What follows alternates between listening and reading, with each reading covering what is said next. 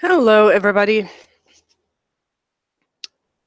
So I'll wait a couple of minutes until the presentation appears. Yes. It started to load. Okay. Hello, everybody. Oops, I hear myself, so let me mute. Okay. I heard myself very clear, but I still need your confirmation if you guys can see me and hear me. Okay, so the number of people watching just dropped. Why? We're starting now. Come on, come back, people. Oh, chat is disabled for this live stream. Interesting. I did not change the settings, so I wonder why. So, okay, in case you guys have any questions, please post them on the meetup page, which is ER13, ER number 13, in the comments, and I'll answer them at the end of this webcast. Alrighty. So right now, I'll just watch the video with you all. And we'll answer everything later at the end of this meetup. All right, so let me get started. All right, so today we will review the current research on evolutionary robotics and modular robots in order to identify the most promising methods that can lead to designing and developing autonomous adaptive robotic systems that require the minimum task-related knowledge on the designer side. Why is that? Because nowadays, designers should not be familiar with every task a robotic system can accomplish, especially if this robot has to perform tasks in an unstructured environment, such as the space or a specific planet, or maybe a disaster area. So that's why we need to automate the design process, which will allow requiring the minimum or probably no task-related knowledge on the designer side. Before we start, a couple of announcements. Speakers needed. So guys, if you're working on any projects or any cool research, or you have an idea that you would like to share and get feedback from other people in the community, please feel free to reach out. And it can be any technical topic, not necessary evolutionary or modular robots. And also we need volunteers to help us in the leadership team. We need assistant organizers and we need event organizers. I mean, it's cool to have this webcast every week, but we'd also prefer to have physical meeting. Maybe in New York City, because well, I live in Connecticut, so New York is the closest city to here. Maybe in the future in San Francisco or somewhere else, who knows? So please, if you feel like you can participate and you can help, reach out and let's do it together. Also, if you like this meetup and you'd like us to continue developing better webcasts and maybe hackathons in the future, chip in, show us your love, show us your support, and join our LinkedIn group. We would love to build a bigger community. Now we have more than 800 members in this meetup group, but only one member, only one in the LinkedIn group. So let's have at least, I'm not going to say 8, maybe 80 by next month on LinkedIn. And let's get started. So, evolutionary robotics. Evolutionary robotics evolves populations of robots by applying evolutionary computational methods and then selects the fittest to survive. The evolutionary approach continuously designs and builds different robots with improved capabilities rather than practicing hand design approach that can be extremely difficult when designing autonomous adaptive robots.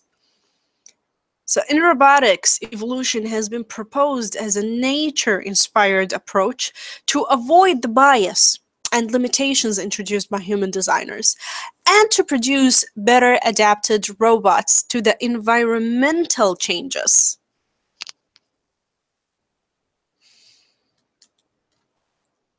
Robot control and morphology. So each robot has a brain and has a body. We call the brain control and we call the body morphology. So evolutionary algorithms were used to evolve either the control or the morphology. But you know, most research was focused on evolving the control because, I mean, it's easier to evolve the control than evolving morphology. But then later on, more research has been done on coevolution, which involves evolving the brain and the morphology all together. So that was done in simulation, and it was hard to apply it on physical robots, which created the reality gap that we can talk about it later. So let's talk now about evolving control.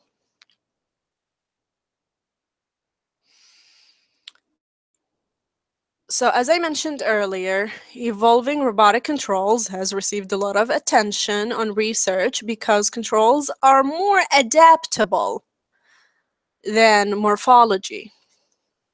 So Floreno in 2007 described evolving a small wheeled robot control that is comprised of a neural network using a simple genetic algorithm to navigate a looping maze.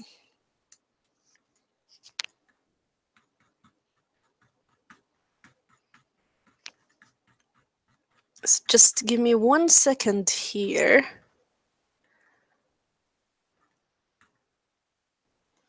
Because I'm looking at my notes.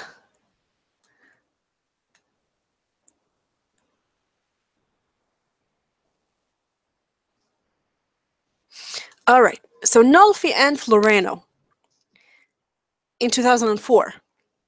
Actually, I should start with 2004 and then proceed to 2007.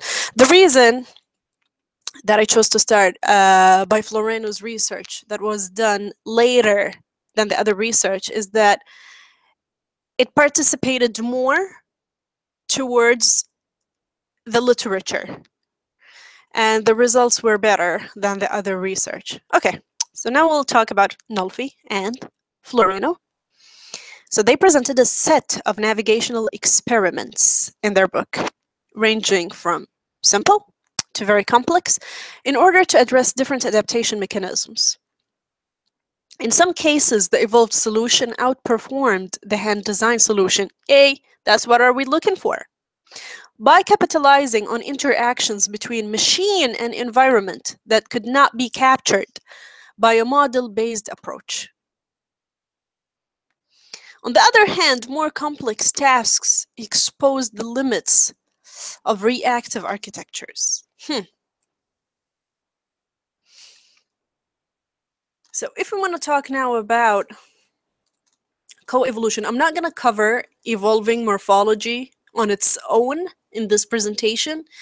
I mean, if you guys are interested, please feel free to comment in the meetup page and we can dedicate like one of our webcasts for that topic. But now we're going to move from evolving control to coevolution. So in the previous work that we just mentioned, like briefly, robotic controls were evolved for fixed morphological structures that were user designed. So the bodies were human designs, but the control was designed automatically. So other research, which now we're going to cover, indicate the need to co-evolve, the robotic control and morphology in order to produce fitter robots, better robots, as is the case in nature. So Paul and Bongard introduced coupled evolution of robotic morphology and control on a biped robot in simulation. And then Zykov applied the same theory on physical robot to evolve the dynamic gates in hardware. The results of both research were promising.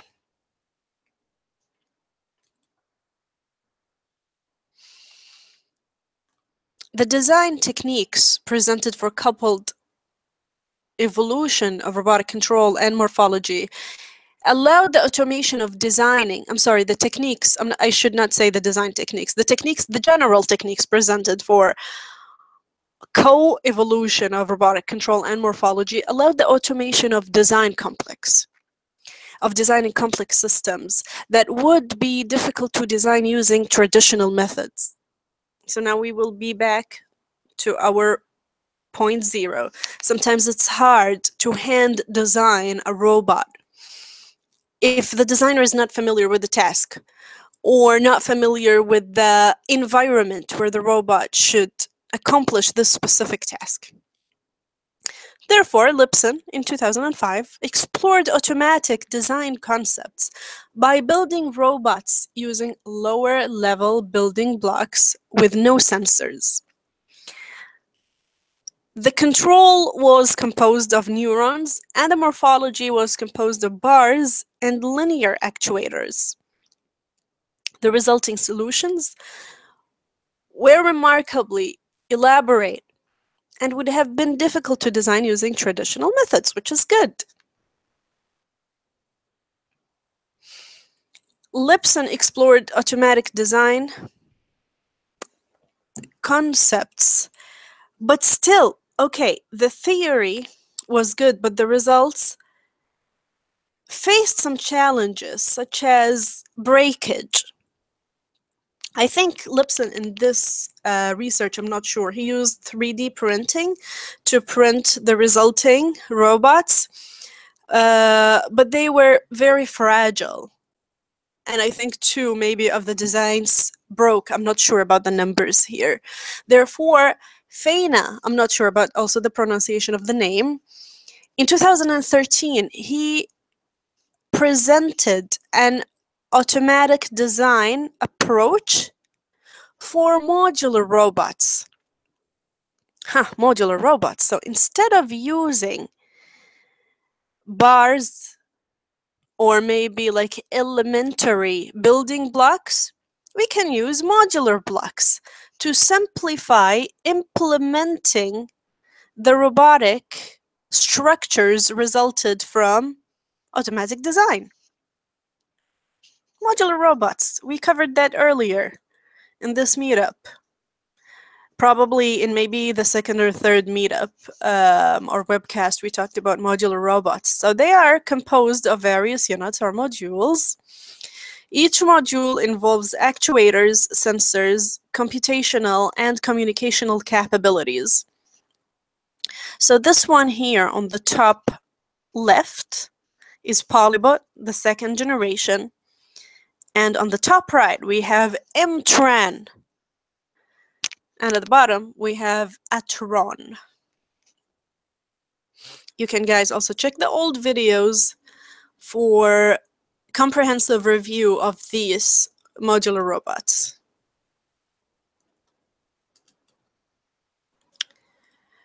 So now let's talk about modular robotic design. In 2000, and not 2000, in 19, I'm used to say 2000, but no, not anymore. In 1995, Chin and Burdick proposed a system to find optimal modular robotic design to accomplish a specific task. The system is formulated as a discrete optimization function based on assembly incidence matrix to represent the robotic configuration.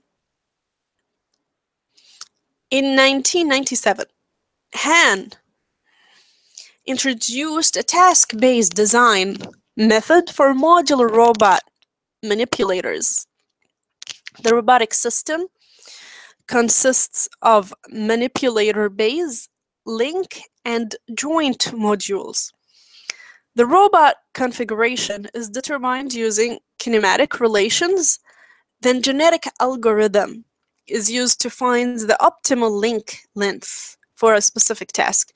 Because of the complexity of the problem, the computational effort required for genetic algorithm is tremendous.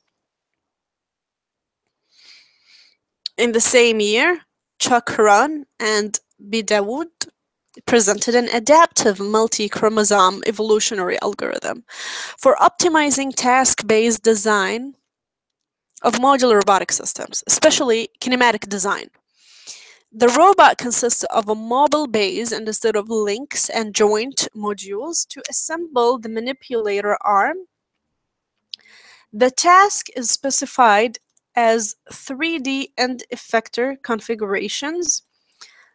The robots were implemented in simulation. And this method yielded better results compared to two-level genetic algorithm and multi-chromosome evolutionary algorithm. But it still lacks optimality. Also, the increase in the number of design variables increases the search space exponentially, which made this algorithm insufficient.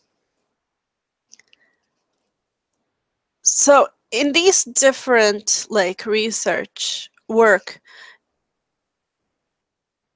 you heard me saying the word genetic algorithm, genetic algorithm, genetic algorithm, probably in all of these research papers. And more has to come. I mean, genetic algorithm was used in optimization problems. There are other algorithms other than genetic algorithms, but I think genetic algorithm yielded the better results. That's why almost the majority of the researchers are using it. I really wish now that the chat window works because I need to hear back from you. I need to hear your opinion. I don't know what happened today. It works every week and the same, I have the same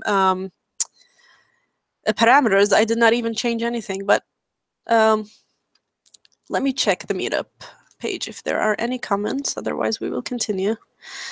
So no comments. Okay. All right. So next.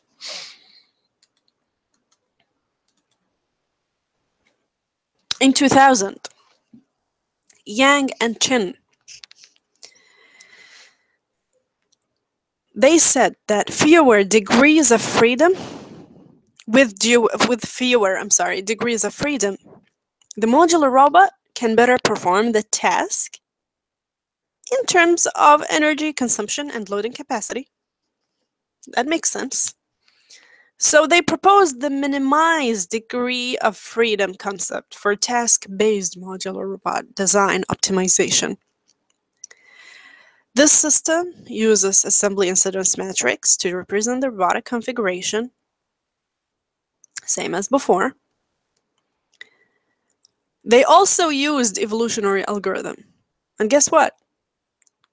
Genetic algorithm to search for optimal results or optimal solutions. So their work was implemented in simulation and produced suboptimal results. Hornby, in 2001, proposed an automatic design system for modular physical robots that can become more complex. The goal of their work is to overcome the limitations of using evolutionary design approach to make it ready for practical engineering by reaching high complexities and to simplify design changes by using generative design and allowing reusability of modules. The robots consist of bars and joints inspired by Tinker Toy components.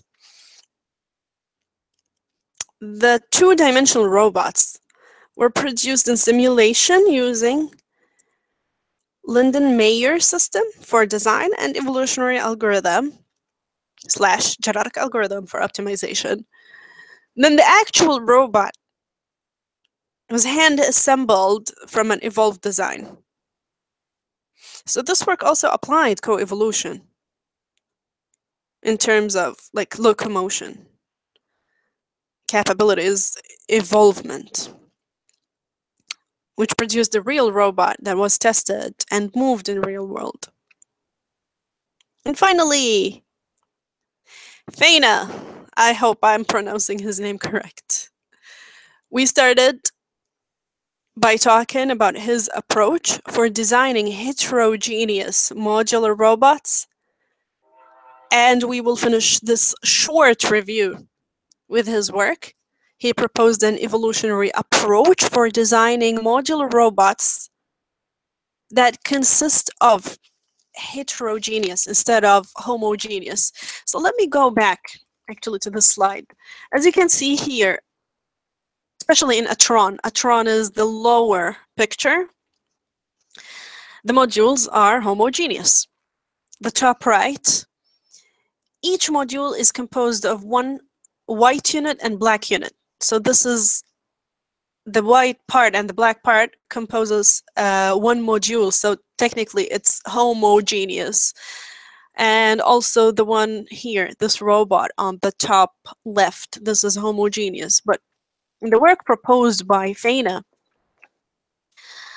they proposed their algorithm to design modular robots composed of heterogeneous, like different modules, in order to produce more versatile robots that can accomplish variety of tasks in a better way, according to them. The research was good.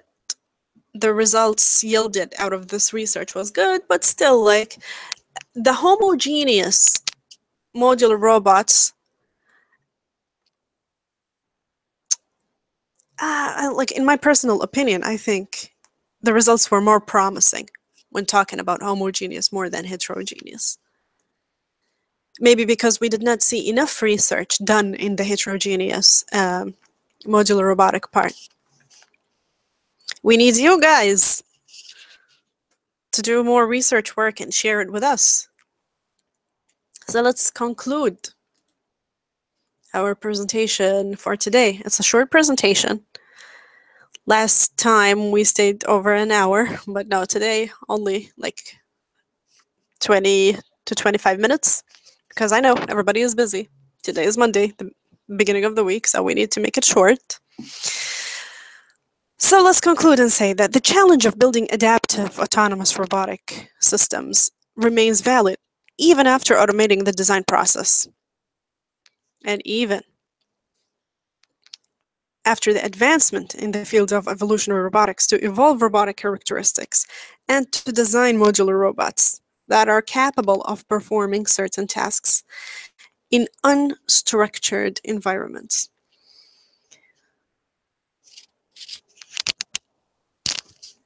Again, I personally saw maybe 4 or only, like, yeah, I think 4 to 6 research papers about evolving heterogeneous modular robots.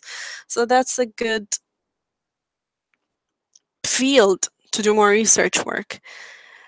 Now I'm going to focus more on designing homogeneous, not heterogeneous, modular robotic system. Maybe my future work will focus more on evolving heterogeneous modular robotic system. Again, I wish the chat works so I can get your questions. So let me go to the meetup page to see if there are any questions.